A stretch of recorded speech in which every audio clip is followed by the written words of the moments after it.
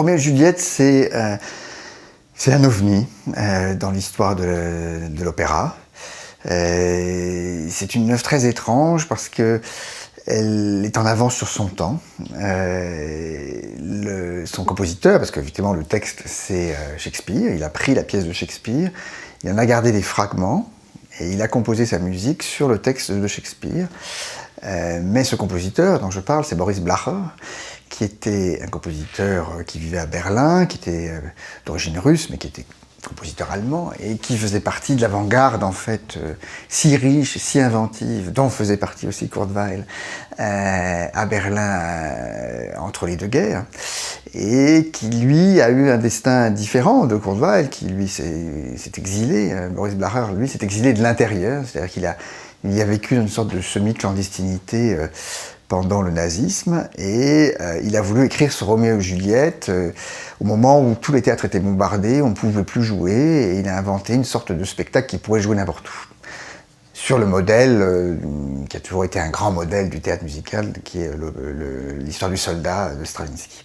Donc c'est écrit pour un petit effectif de musiciens, ils sont 9, alors c'est pas si petit que ça, et puis un petit effectif de chanteurs, ils sont 7. Ça tourne essentiellement autour du couple, Roméo et Juliette, et l'adaptation, l'une des adaptations qu'il fait de la pièce, c'est qu'il évacue, il y a énormément de violence dans Roméo et Juliette, les clans s'opposent, il y a des meurtres, des combats, enfin c'est une pièce très, très, très violente.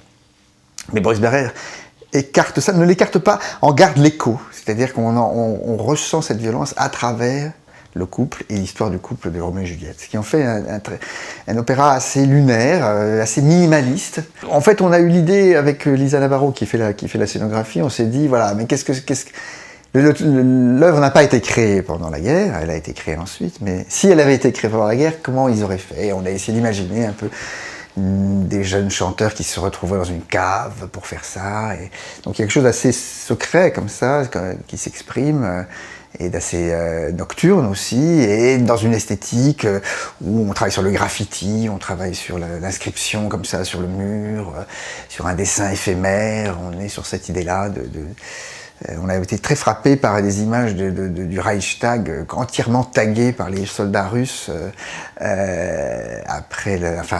juste après la fin de la guerre, et on est parti de cette idée-là.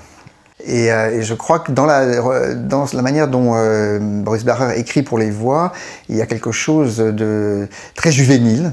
Et on va le faire avec le studio de l'Opéra de Lyon, où ce sont les jeunes chanteurs donc, du studio qui vont le faire. Et je crois que ça leur convient très bien. Et ça s'inscrit, si on parle de mon travail, justement dans ce versant-là, où je travaille beaucoup justement avec ces jeunes chanteurs, à les emmener sur des propositions de théâtre. Voilà. Au fond, oui, c'est du théâtre musical, c'est de la comédie musicale, je sais pas, mais en tout cas, c'est un sujet très fort.